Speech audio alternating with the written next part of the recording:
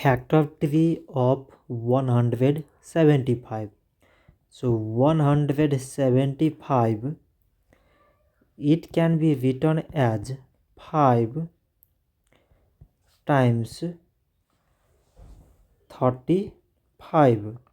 So 5 times 35 mean 175.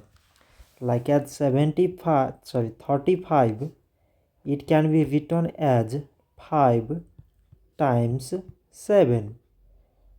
5 times 7 mean 35.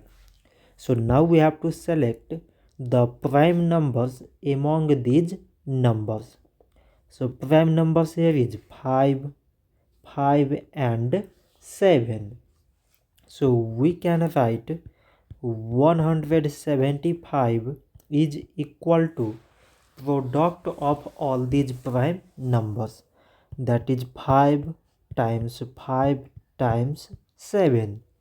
So this much for today, and thanks for watching.